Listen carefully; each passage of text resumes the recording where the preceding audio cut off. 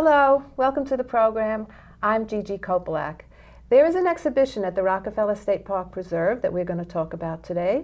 And so my guests are Alix Schnee. She's the park manager at the preserve. Welcome, Alix. Thank you, Gigi. And also Clare Pierson. She is the president of the Friends of the Rockefeller State Park Preserve. Welcome, Clare. Thank you, Gigi. Before we get into the exhibition, because there are times when I say to somebody, oh, I'm going to Rockefeller, because I go often, it's so beautiful there. They'd say, oh, Kaikut? And so tell us a little bit about, Kaikut's on 9A, first of all. Right. And the preserve is on 119. And there's a big It's on 117. It's on 117. How about that? Everybody remember that, 117. and it's actually bordered by the Hudson River on the west and by the Sawmill River Parkway on the east. And there's a big difference. It's a preserve. Well, there's a big difference also because it's a carriage trail park or a carriage road park. Right.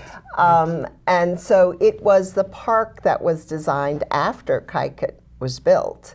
And it was designed separately from Kaikut. It was John D. Rockefeller Jr.'s passion, truly, although he learned a lot from his father. This was his opportunity to take what he had learned about landscape architecture, and I think he was very influenced by Frederick Law Olmsted, who designed Central Park, the Capitol, Prospect Park.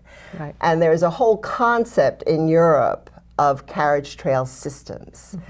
And when you say carriage trails, now we're talking about... saying trail instead of road. Oh, it's a carriage road. It's correctly a road, okay. but we've been saying trail for so long that I...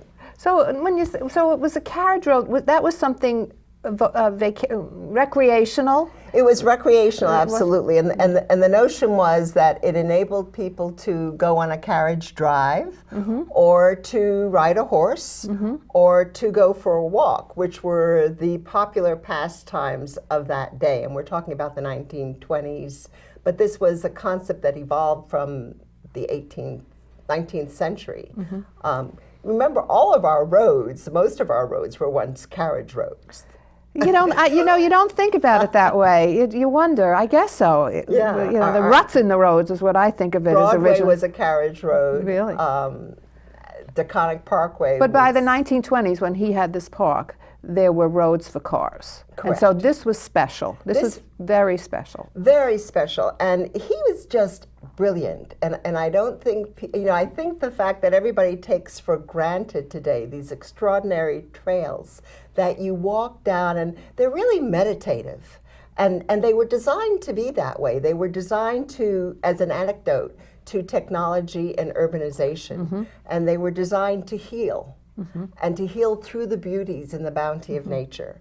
And Junior believed that man could improve upon the beauty of nature through enhancing the environment by creating an exquisite vista, by creating the sides of the trails are equally as important as the roads. And I think people get very confused, wouldn't you say, Claire? I mean, when we talk about maintaining the trails, people think it's literally the roadway. The roadway means the vista and the environment that the road is in. And so the preserve was designed with a variety of vistas in mind. You had the view, the expansive view of the Hudson. You have water with rivers and lakes. And you have pastoral environments. And then, of course, there is a surrounding woodland. But the notion was that as you walked on these trails, your view was constantly shifting. So that you may walk down a trail and not even be aware of the fact that you're turning from one way to the next, and that all of a sudden you're going across a bridge, and all of a sudden you're aware that there's a sound of water accompanying you. That was very important. John D. Jr. quite specifically redirected the Pocantico River to follow his trails so that as you walked, you would hear the pleasing and relaxing sound of water. Wow. I didn't realize that. And originally it was part of their property, it was part of the Rockefeller property.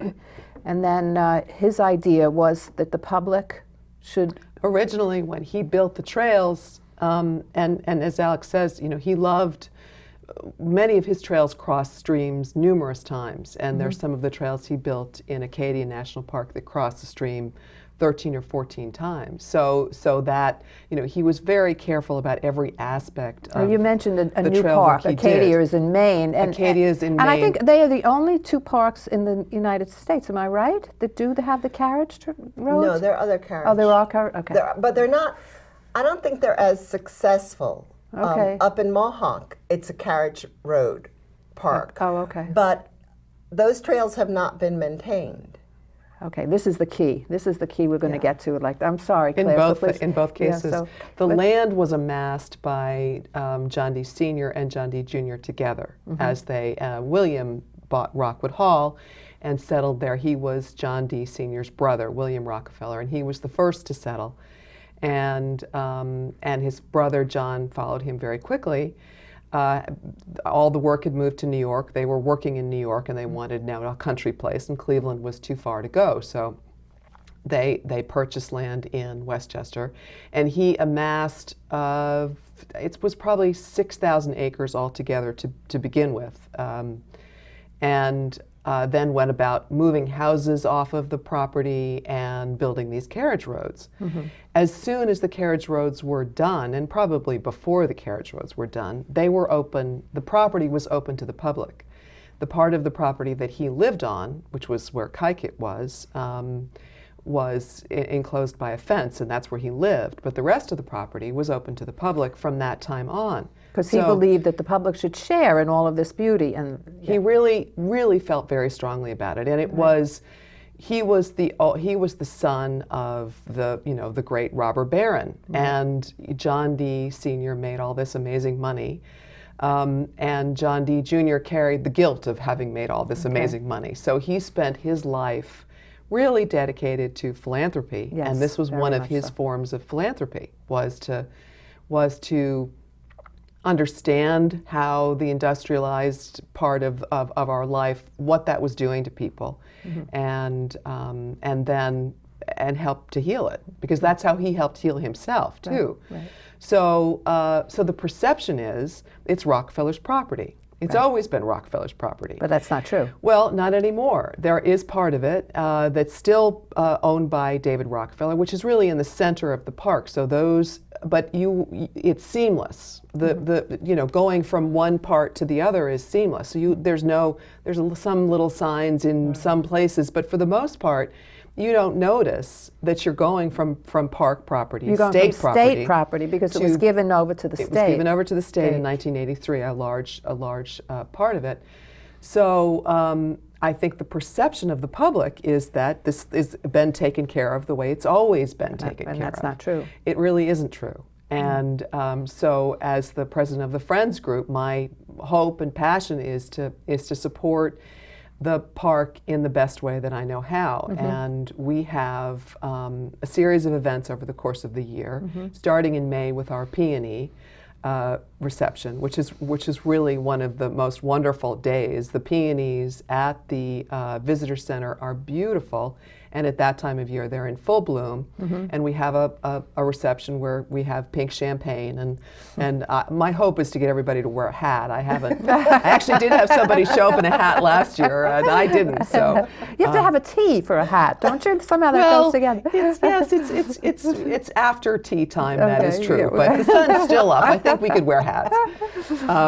And then we have a race which is run, the 5K, no, the 10K is in June, right? Right. That's the Centaur, and we haven't set the date for that, but that will be up on the Friends website, the park website, and active.com. And our website is friendsrock.org. And so we want a lot of people to come we do support the park. Exactly. Especially with New York State right now, the way. Yeah, it's in a very difficult time, and I think everybody is aware of that. Yeah, and let's just, I want to, because this is an art show, talk a little bit about the gallery that you have there that also, I'm so surprised. It's such an amazing gallery. I know I'm not supposed to say it's round, it's oval. And right now, let's just look at an overview of what the show that's there, which is it called a Carriage Road Show? No, it's carriages, horses, and hounds. And hounds. And the notion behind the exhibition was really, I really wanted to do it to celebrate David Rockefeller. He is such a generous, wonderful man. And I wanted to do something that also connected to the preserve. Mm-hmm. Our trails are multi-use trails today because that's what the public needs. But they're first and foremost equestrian and carriage trails. That's why they're so expensive to maintain. They are expensive to They maintain. are extremely expensive. I wonder if people realize that there's a they're lot of work. Over $4,000 a mile. And we have, the state has about 30 miles of trails. Mm-hmm. They're 55 miles in total. Okay, and the state has a budget of... We have an endowment which was originally given to the state in 1983. It was the JDR3 Trust Endowment, and that was to have really taken care of maintenance as well as most of the employees. But the interest income from that plummeted from $17,000 a month to $580 a month as to what it is today. Unbelievable. So this was an expense that the state really did not anticipate. Nobody anticipated this. I think people should know that there are regulations about this trust, so it's not exactly you can do anything about it. The state does what it can, but they're bound by state legislation. Mm-hmm. So it's a difficult time. Mm-hmm. It's a difficult time. But good for you that you wanted to honor that Carriage Road theme and so let's look at, so we've seen the overview, and there are several artists that are in the show. Yes. One of them is Susan D'Orazio. Right. Susan D'Orazio and Jim Dykeman are two contemporary equine artists, and they're both nationally renowned and are the recipients of numerous awards for their work. So their work is for sale. Oh, okay, that's good. But what's exciting and I think was a little difficult about this show is that we also have engravings from David Rockefeller's personal collection. We have work from Sem Gruenvold's collection, who is David's carriage driver and a world-renowned carriage driver in his own right, and Carol Lydon. So we have work from private collections as well as contemporary art. And I think that was a bit of a challenge to put together, but I think it works well. It is such a beautiful show. It's a great show. It's a really beautiful show. Yeah, let's look at some of it. You have a very famous artist, George Weymouth, is it? Yes, George Weymouth. He's quite extraordinary. And this one picture that we'll be looking at is called It's called The Way Back, and it's actually, it's him. He's driving the carriage, and he's approaching his home in Brandywine. So it's his back. It's his hands. It's not his back. Oh, you only see They're actually his hands. Okay. And so it's as if you're in the carriage, as if you're driving it. And he is world renowned again. He had a portrait that he painted of the Duke of Edinburgh, which is hanging in Windsor Castle. All right, we're impressed. He's quite an artist, but he's also an extraordinary carriage driver in his own right. And at one point actually drove from New York City up to Saratoga Springs and then on to Vermont. So if you can imagine doing that carriage drive through Harlem, and it's one thing to go through Central Park, but I imagine those carriages are not very comfortable, are they?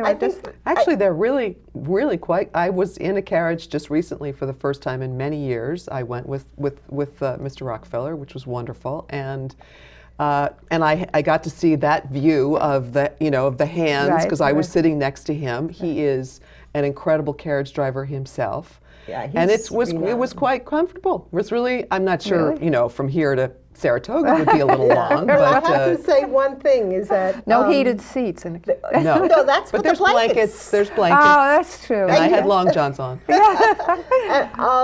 But they are dangerous. Oh. They are dangerous, and they can turn over. Oh. And horses are dangerous because you never know what's going to affect a horse. So whether you're driving with one or you have a four in hand, which are four, there's a tremendous skill involved that we take for granted. Yes. And in fact, David Rockefeller has been, I've been told that he is so calm He is. in his driving that Yeah. he calms the horses. Oh yes, Wow, and we had a problem. There Yeah. was one of them is afraid of cows, if you can imagine such a thing. And of course, there's cows everywhere because there's cows on his property, and so we're getting closer and closer to the edge of the but we just got right by it. It was fine. Oh, okay, that's great. Yeah, but you bring up a good point, with saying George Weymouth went 1,000 miles, but so did the horse. Well, I think he probably changed horses. Oh, okay. I would assume. Yes. right. I would assume that he I would didn't have the imagine. same that- horses that he would have changed along It's the so way. interesting. It's like it's something you never think about, or you wouldn't know, or it's not. Well, one of the wonderful things about this exhibit is that you can really see a carriage, and none of us can figure out how you all got it in the door. But that's okay. It's a little bit of magic, but you can see a carriage like the one I was riding in just recently. Is it a two-person carriage? Is that it? It was a four-person that I was in, and I don't remember, is this a two or This a is four? a two. This is a two-person. Well, actually, I think people can sit in the back. I'm not sure, but it's. Okay. Well, you this was always- a four-person carriage I was in, but you get a sense of they're very light and just beautifully constructed. They're really wonderful. You do feel a little unsafe when you first get in because there's no seat belts or anything like that. No roll bars. But you also have the horsemen that accompany, and that's probably not the right term, but they're like grooms that accompany the driver, so that if there's an issue, they get out and help. Oh, I see. Yes. And so, right. whereas the seat in the carriage in the exhibition, that you can see that it's really a two-person seat, and the seat in the back would be for the groomsmen. Oh, interesting. And I don't know if people can tell from looking at the pictures on the television. This is a life-size horse. Yes. We're not talking Yes. miniature here. We have the No. real thing in this gallery. with Right, the right. the Real thing. thing statue. yeah, and, Yeah, not the real horse. You're right. Thank the goodness for tack that. is David Rockefeller's tack, so you can Okay. see how beautiful the harness is, and I think it's important for people to be able to see these objects, and then Right. they can see them on the paintings around them as well, so they have a better understanding. Well, let's just wait. We skipped over. We did George Weymouth, but we didn't do we have a picture here of the 4 engravings. Yes, that these are David Rockefeller's engravings. They're from England. They were published from 1840 through late 1860s in England. So, and there are more engravings of his in the show, right? They're not just these 4? These are the 4 main engravings Oh, from okay. his collection. There Okay. are other images that are from his collection, okay, I got it. but All right. but not from these engravings. This is a series that he has, and we chose 4 of the series. Okay. And then there's a picture. It's watercolor, is it, of the harness? Right, that's by Jim Dykeman. Yeah. And Jim is himself a carriage driver as well as an artist. And one of the things I need to say that Jim is doing is he's creating a new technique of painting on computers. And it's something that he is mastering on his own. And people get confused in looking at his work and they go, oh, well, that's just a picture. But it's not. He's actually painting with the computer, and it's a technique that he is evolving and working on. Interesting. And he's very serious about it, and it's important for people to realize when they see his work.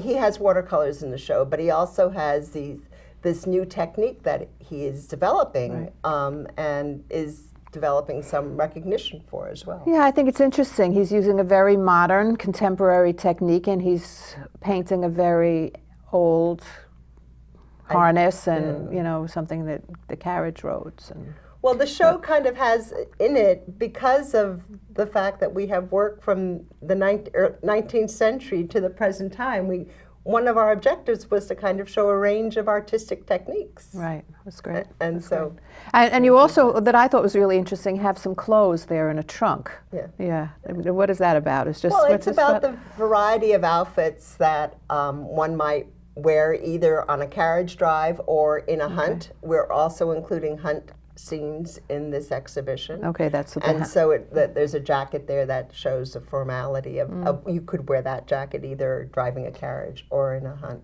Could I wear it to? Could I wear it to a T? Could I wear the jacket to? Not to the T, but you'd look very fashionable if you wore it on the streets of the city. very in carriage. Very in. No, yes, I was riding thinking jackets that. are Riding very jackets are very in. Yes, yes. As are boots. Riding as boots, are exactly, very in. Yeah, exactly. And I you could know. probably get away with jodhpurs if they were, a certain color. If they match. Yeah. All right, so let's talk a little bit about the history, because again, I know we've touched on it a little bit with Olmsted and how he designed the carriage roads and. Well, the notion that he promoted and that John D. Jr. assimilated was the idea that man could improve upon the beauty of nature. So, very emphatically, the preserve is not preserving wilderness. Right. The preserve is preserving his ideal of a carriage trail and of beauty.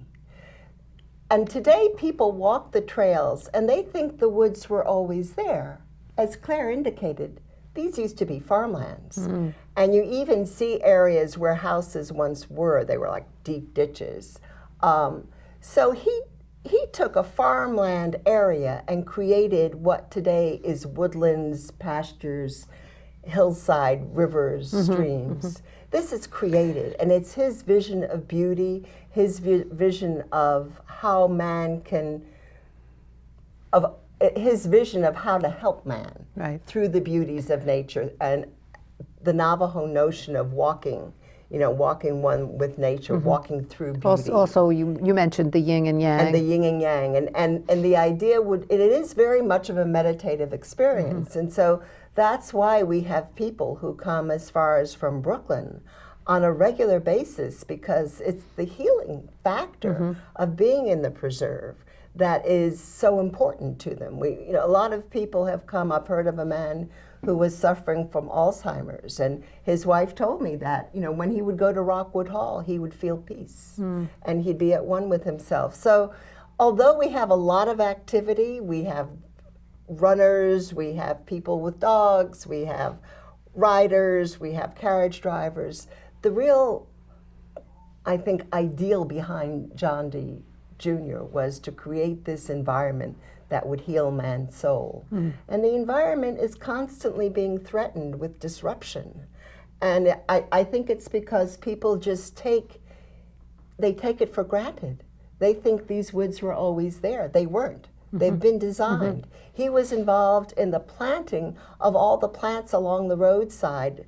He was involved with the design of the bridges. He was involved with the curve of the road. Did he work with Olmsted?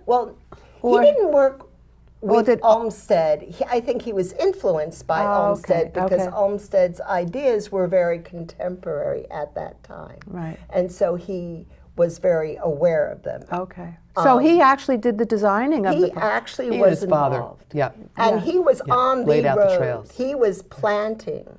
He was there. We can never redo what he did.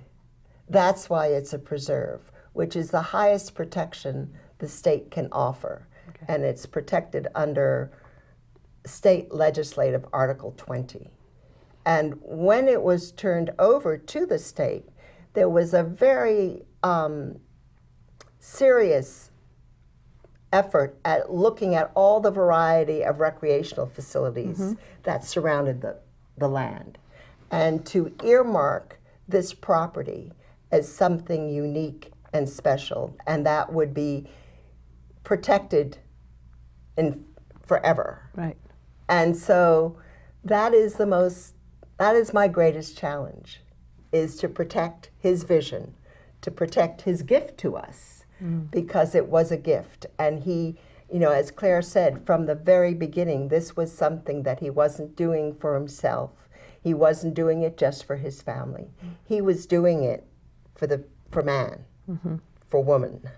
He was doing it for the greater whole. For the greater whole. Yeah. And that was what spurred him on. And so it is our obligation to protect and ensure that vision is perpetuated. And that nothing interfere with it or become and that it can't be destroyed or changed, because we could never redo what he did. Yeah. He created the trails. It's amazing. And I've been to Acadia. I did an artisan residency in Acadia, and even though it's beautiful, it's so different looking. And this one's, and then also, well, it's very different looking. Right, And it has a huge population coming through it. yes, Yeah. but also, and they have different kinds of carriage trails. They have they look totally Well, different. they weren't to begin with. They were the same, but they haven't been able to maintain them the way we have been able to maintain that's them. So interesting. they're gravel now, which Okay. is very different. Okay. There's still carriage, drivers on them. There's still people ride on them on a regular basis, but they share them with bicycles. They share them with walkers.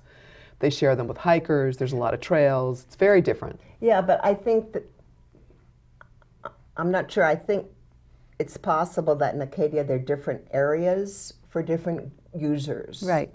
Yeah. The- Well, There's riders and bikers on the same trails. I same mean, trail. I've been on my bike and run into horses, and there's definitely riders and bikers on the Because same that trails. was one thing that we were going to do here and we didn't do. In the original design, that the preserve was going to be, there were going to be designated areas for different users. oh, okay. But this is But it everyone. never happened. Right. And so we are the only state park that has multi-use trails in which all these different competing users share the same. Okay, trail. you keep saying trails, and I know you I know, said I- you it's want to just say part of mine. roads. It's really so roads. every time you say trails, you really mean I roads. really mean road. They're And- really and roads. I'm because trail sorry, connotes. this is No, that's okay. language I have When you think of Yes. a trail, you think of something small, and Exactly. but These we're are talking. wider. These are wide. These are really wide. And also, again, I want to impress upon that the road is not just the path. The road is the entire environment. Yes. Yes. It- Okay. and you I pass think by the that's- lake. And that's roads, part of the it, road. That right. vision is part of the road. You pass by a farm. That's part of the road. It And was. so I think that's the heart. Even within the state system, it's hard to understand that. So that when we talk about needing money to maintain the roads, we don't just mean fixing the pathway. We mean clearing the woods from downed trees. We have a lot of downed trees in the rivers now from past storms. We mean all of that because what you see is a very important part of your experience. Right. Not to mention the drainage system. Right. I mean, not to mention, and whether you believe in the climate change ideas or not, anybody who's been out on the trails, the storms have been extremely violent in the last yes. few years, and a violent rainstorm will take a trail out, will take a road out. The drainage system is excellent.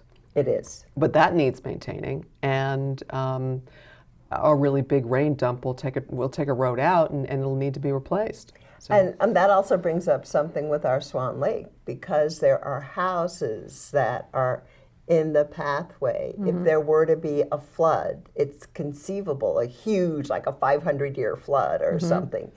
There are houses that would be in the pathway of Swan Lake. So Swan Lake is considered a high-risk dam, the dam that we have there, even though, again, it was brilliantly designed. And I just, every time I look at the design, I'm in awe of this man. Well- because there's a big, there's a huge area that there's runoff. So it really, again, the design of the lake is brilliant, but it's a man-made lake. Well, I wish, I hope that we have a lot of people that go to see this and support this incredible park. It's because it really is a wonderful thing to have here and so close to Westchester County and, in Westchester, and so close to us in Westchester County. Thank you so much for coming. This Thank has been you. more than just an art show. This has been a real educational thing.